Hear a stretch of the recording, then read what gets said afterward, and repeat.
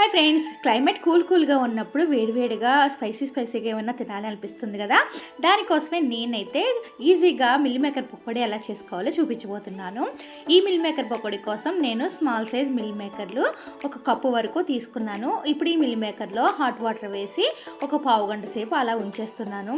నేనైతే ఈ meal maker pakodi ఇప్పుడు చేయలేదండి, మా పెళ్లి రోజు టైంలో చేశాను కదా. అప్పటి నుంచి ఇప్పుడు వరకు నాకు ఫోర్స్ చేయడానికి అయితే వీలు కుదరలేదు.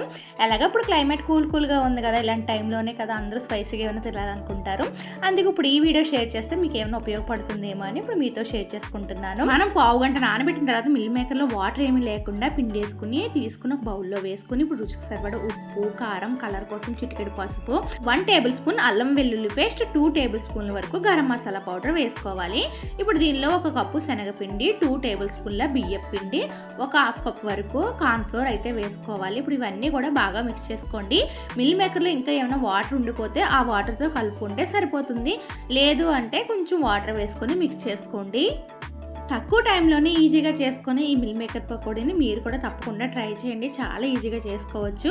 నాకైతే దానిలో ఉన్న వాటర్ అయితే సరిపోలేదు, అందుకే మళ్ళీ కొంచెం వాటర్ అయితే వేసుకున్నాను.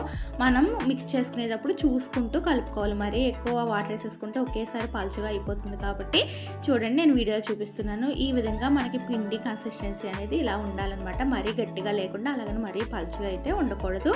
ఇప్పుడు డీప్ ఫ్రైకి ఆయిల్ పెట్టుకుని ఆయిల్ బాగా వేడైన తర్వాత ఒక్కొక్క మిల్ మేకర్ పకోడీని ఈ విధంగా వేసుకోవాలి. మనం ఒకేసారి ముద్దలా వేసేస్తే అంటుకుపోతాయి కాబట్టి మనం విడివిడిగా ఒక్కొక్క మిల్ మేకర్ తీసుకుని ఈ విధంగా వేసుకుని బాగా డీప్ ఫ్రై అయిన తర్వాత మనం ఒక బౌల్లోకి అయితే తీసేసుకోవాలి.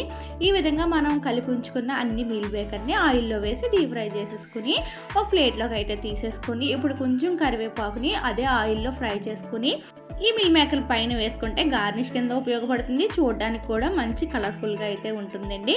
2 డేస్ నుంచి అయితే వర్షాలు చాలా గట్టిగా పడుతున్నాయి కదా. ఇలా వర్షాలు పడేటప్పుడే కదా ఇలాంటి వేడివేడిగా ఏదైనా పకోడీ చేసుకుంటే బాగుంటుంది అనిపిస్తుంది. ఎప్పుడు చేసే ఆనియన్ పకోడీయే కాకుండా ఇలా మిల్ మేకర్తో కూడా పకోడీ వేసి పెట్టండి, చాలా బాగుంటుంది. అలాగే ఈజీగా కూడా చేసేసుకోవచ్చు, ఏది కటింగ్ చేసుకునే పని ఏమి ఉండదు కాబట్టి. అలాగే మిల్ మేకర్లు మా ఇంట్లో స్మాల్ సైజ్ ఉన్నాయి కాబట్టి వాటితోనే పకోడీ వేసాను. మీరు పెద్ద సైజ్ మిల్ మేకర్లు తీసుకుని కూడా ఈ పకోడీ అనేది ట్రై చేయొచ్చు.